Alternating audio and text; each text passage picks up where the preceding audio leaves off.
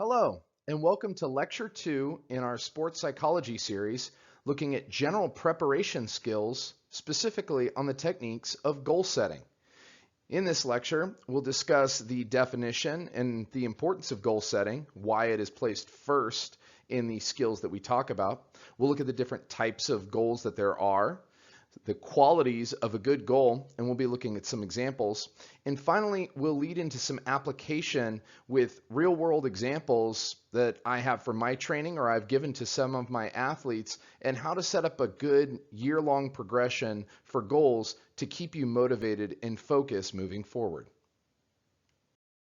First, we'll go through the definition for goal setting, which is the technique of developing a strategic approach to behavioral change by which standards of success are set in an attempt to increasingly approximate a desired standard of achievement. Now, the standard of achievement is often looked at as the major goal. Standards of success are simply going to be landmarks that you put in place to let you know whether or not you are getting to that goal. So that's what we talk about of goal setting. We're putting little landmarks on the way to a larger goal. Now, why is goal setting in general important? Well, first and foremost, it increases motivation. It's going to give us a little bit more drive to actually get to this ultimate standard of achievement if we have multiple goals in place. Next, it's going to enhance our confidence. So we're not just going to jump in the game. Are you going to win or lose? I don't know. I guess we'll see. You'll have a little bit more confidence in the actual actions that you're going to be taking because you've thought about things. You have an investment in what's going on. And not only does this enhance confidence, it enhances your confidence in your ability to do things. And that is called self-efficacy. It's going to help to elicit behavior change because you are now going to be doing something different than you have been doing in the past. The only way to achieve things that you have never done is to do things differently than you are doing now.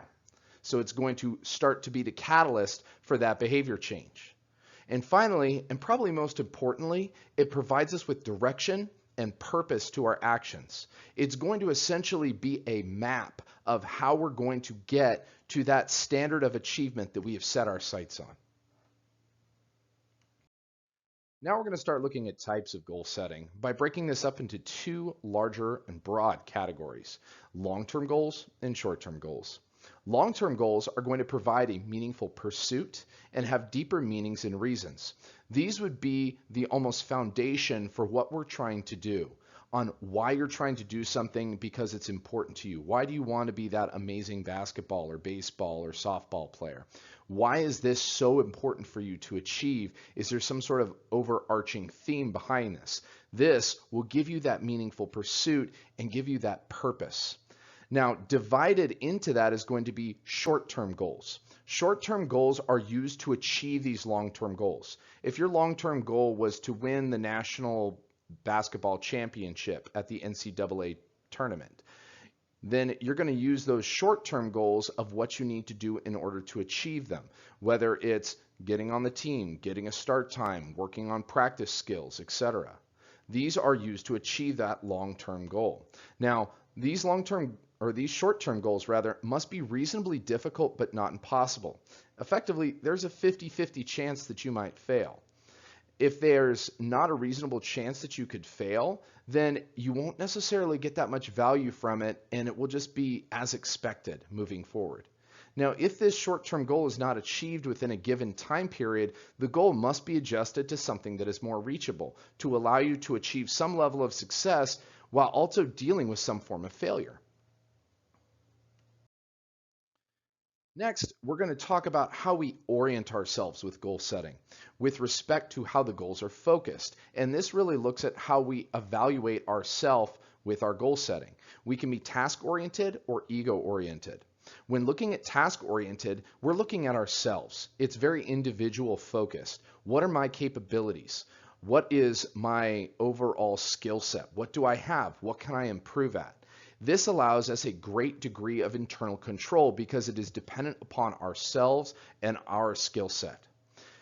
To contrast that, ego-oriented is comparing yourself to others, looking at what somebody else's numbers are, what their performance is to judge Well, where do I stand? Am I the best on the team or am I the worst on the team? Am I the best on the playing field or the worst? Am I right in the middle?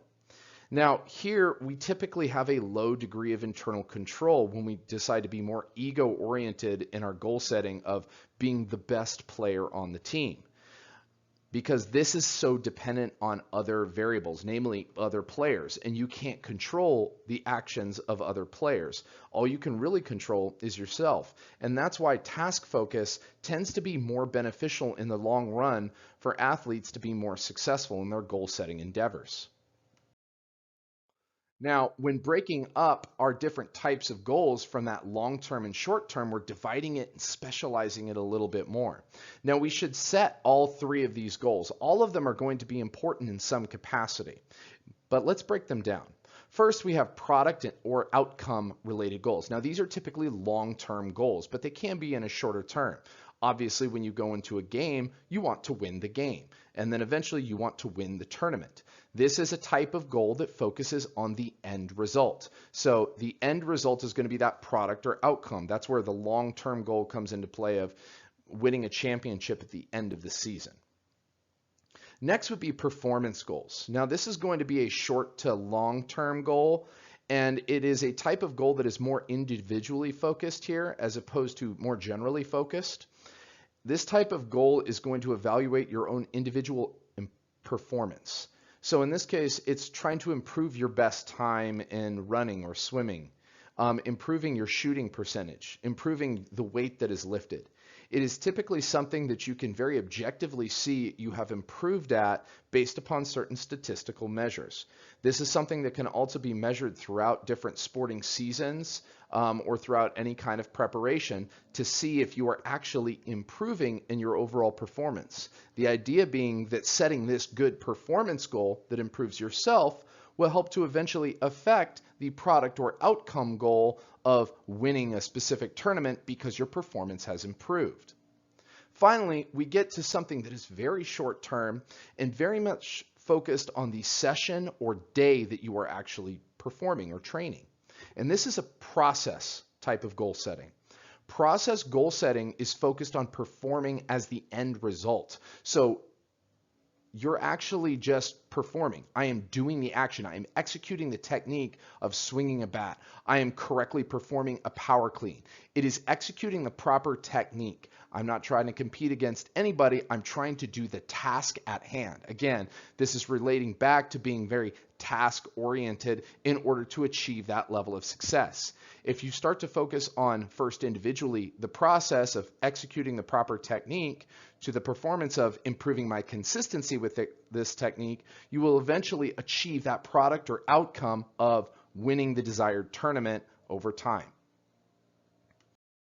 Now we're going to discuss the different qualities of a goal and ways that you can make a goal a little bit more efficient to help you better set those standards of success in order to reach that standard of achievement. First, there are specific versus general goals. Now, broad-based goals or general goals are oftentimes a little too abstract to provide good direction, but they're typically the starting point that we actually have with a lot of people, where they say, like the general goal example, my goal is to be a better soccer player. Somebody might also have the goal of, I want to be in better shape. I want to be stronger, and so on and so forth. Now, it is important to not just cast aside this general goal. It's a good starting point because it tells you the actual desires of that individual and where they want to go. They want to improve. Now, a specific is an aspect of that general goal. So how do you get to be a better soccer player? How do you get to be a little bit more fit or stronger, and so on and so forth? It simply is a way to actually ascertain the direction that you want to go. So the specific in this case, my goal is to improve my accuracy when passing the ball. So the person who wants to be a better soccer player knows that there are different skills and components that are required to be a good soccer player. In this case, if I improve my accuracy when passing the ball, I have now made my goal more specific and given myself better direction in where I need to go. Next, is a goal measurable or is it abstract?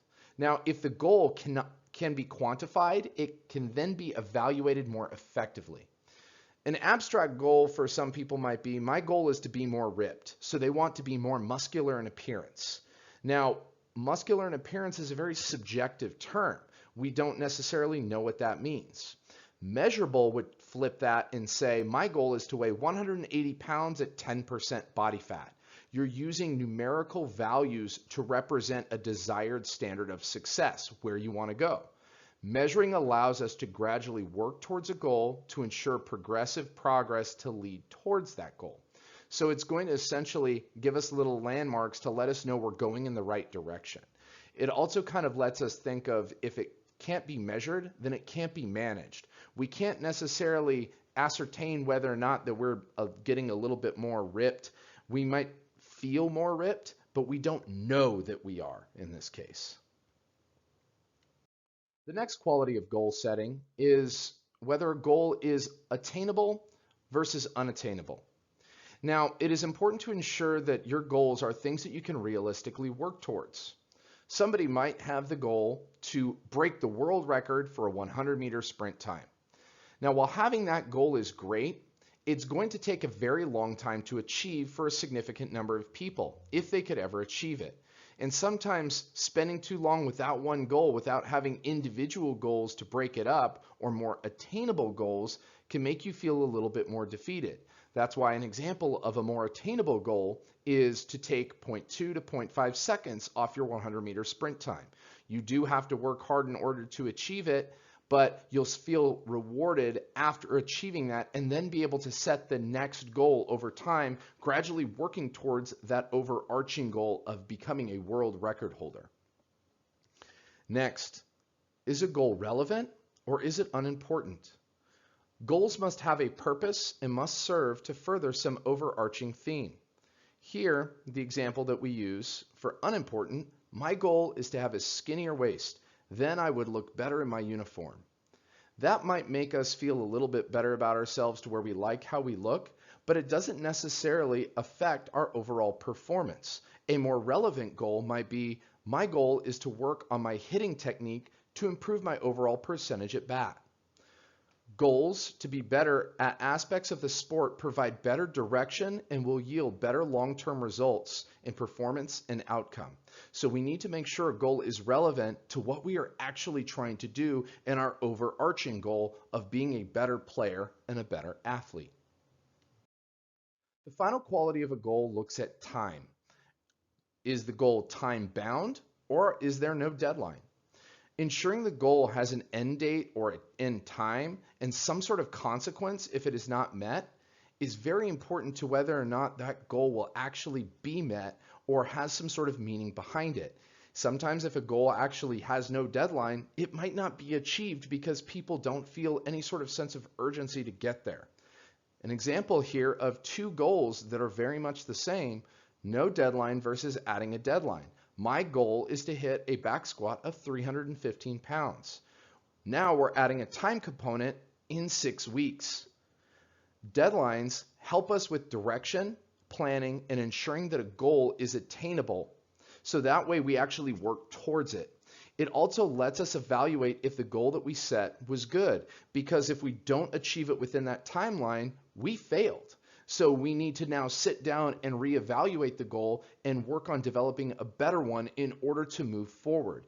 This consistent evaluation can really help us to be better at goal setting and better at training and more focused in general. Now, we've talked about a lot of the theory and guiding principles behind goal setting. I now want to take that theory and those principles and put them into application so that you can actually leave this presentation and start setting goals for yourself to help you through your sporting year to further your progress. Our first goal is going to be an outcome goal. We're going to determine what our outcome goal is and then develop landmarks to get there. This is going to give us purpose and to help to build the why. What do I mean by this? Well, my goal is to win a medal at the national level for powerlifting. Now, how far off am I?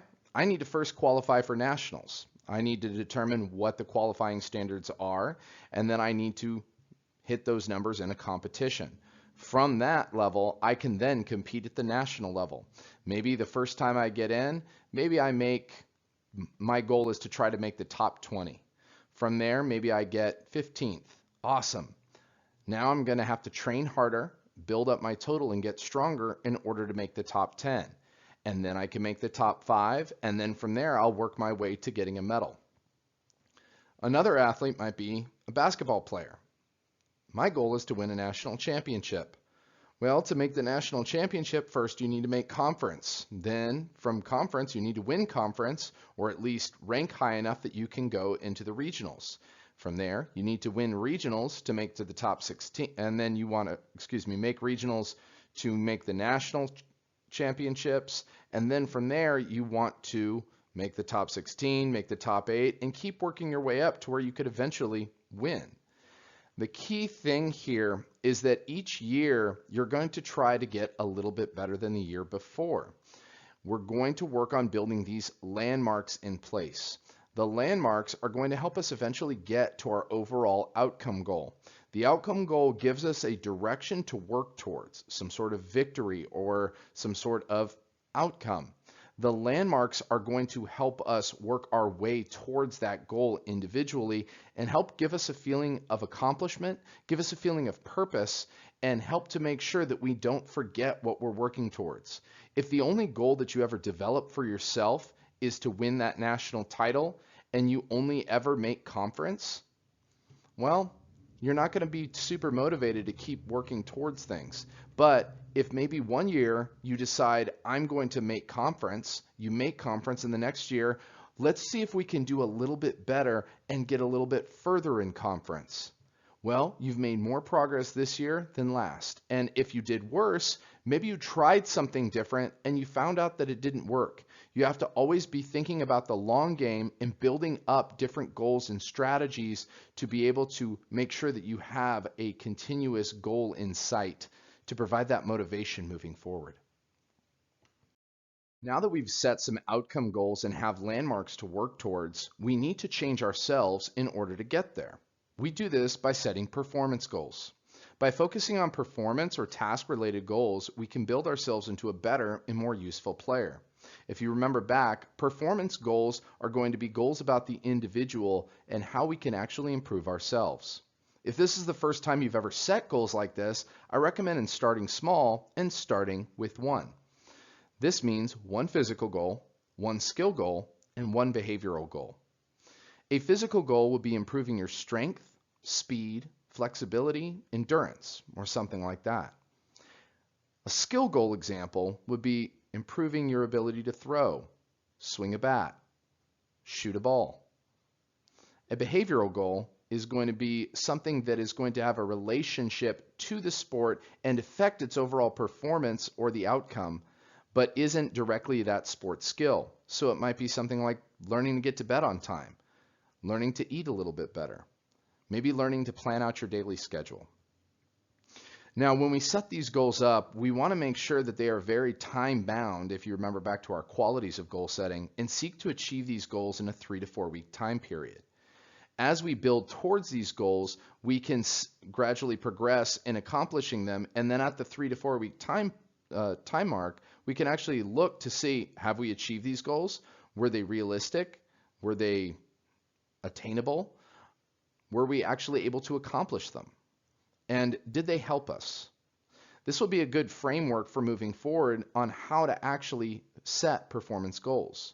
So an example of how I would do this for myself is a physical goal. I need to develop the actual strength of my pecs because I've identified that as a major weak spot being a power lifter. So I want to do more pecs.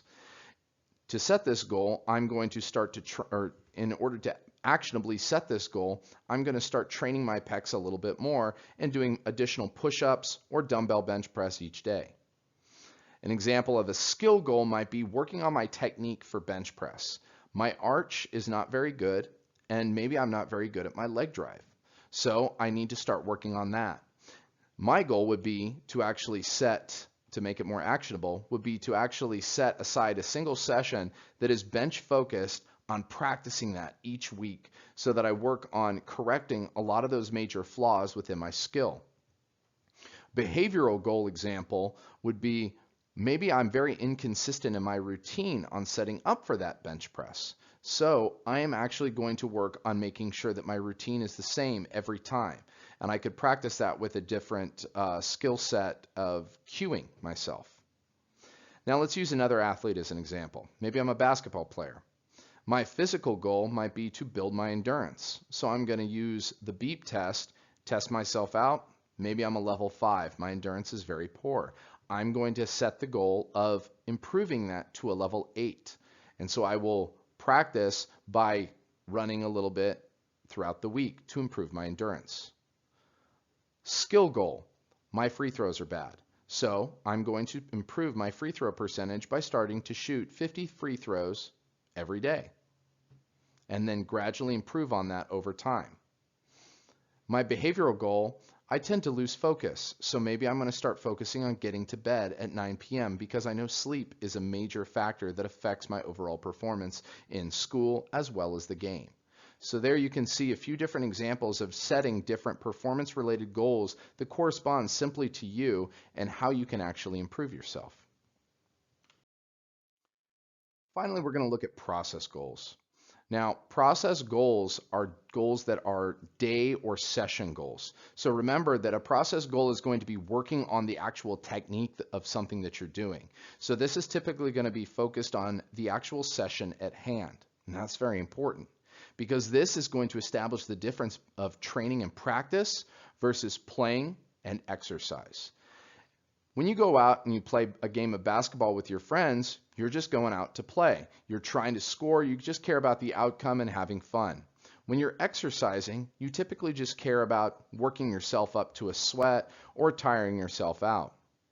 However, when we're training or we're practicing, we're doing this for a very specific purpose. We need to be process oriented and process goal oriented more than anything, to where we're actually focusing on what we are doing. We are executing and evaluating with each step.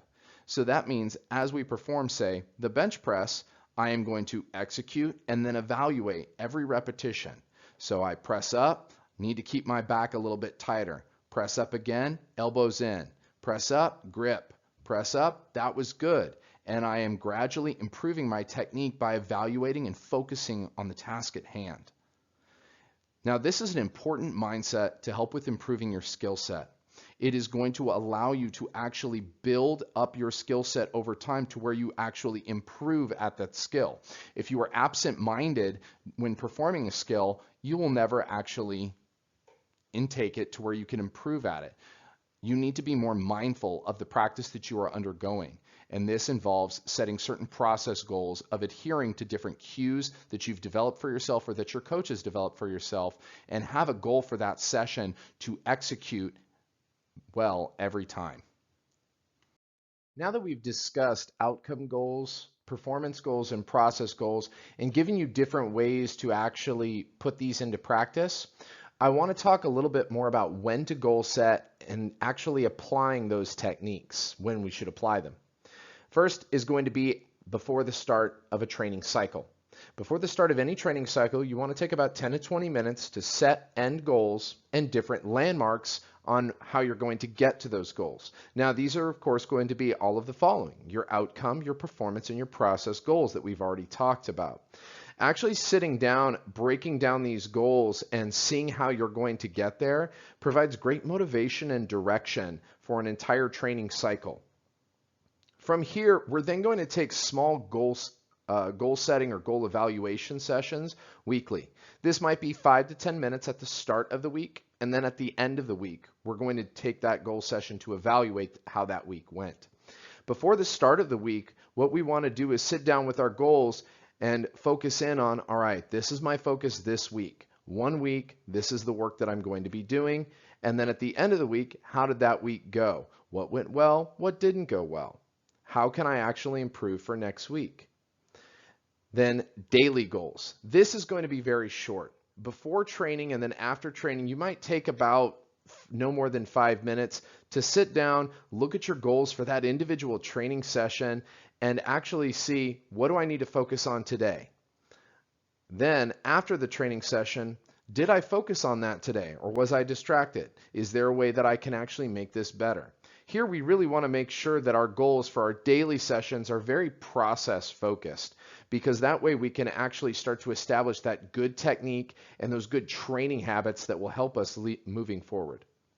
Finally, at the end of a training cycle or during some transition between phases of training, say between a very general high volume phase to a sport specific skill development phase, we are going to take more of a goal setting aspect in the sense of evaluation. We're going to take about 10 to 20 minutes to evaluate a training cycle and provide information for subsequent training cycles. So this is just looking at how did that whole training cycle go? Was I a little bit too ambitious? Did certain things get in the way? We're not going to beat ourselves up over any of this. We're going to simply face the reality of the situation, what we actually did, and what we can now do better for the future. Was I biting off a little bit more than I could chew? Was I saying, oh, I'm going to train 6, 7 days a week and not giving myself an off day when I clearly have a part-time job and school to actually work with? What might have been better? Maybe I can focus my training a little bit more on 3 to 4 days a week. I can recover better and I get more performance from that. And then maybe I'll have a day off for relaxation, or I can actually schedule my work differently. A lot of these cases, we need to take that evaluation time period a little bit more seriously. Sometimes people just forget about it. They're like, oh, my goals aren't where I need them to be. Well, goal setting is not an exact science. Sometimes we set a goal, we get very ambitious, and then we fail. And that happens. But the important thing is to actually evaluate, why did that fail? What can I do to improve that? And maybe that goal was too ambitious. You have to remember that the ultimate goal is not success so much as being better than I am now. It's about moving forward and showing some progress. Progress is always better than regress. And so we need to look at that in the grand scheme of things and not just, I didn't improve as much as I wanted to improve that training cycle. In many cases, you need to start to work on removing different barriers in place that are limiting you from those goals. And that will take time and practice to really hone in on that. Well, I hope you enjoyed that lecture on goal setting. In the next lecture, lecture 3, we'll be looking at general preparation skills and talking about different techniques of relaxation. Thank you.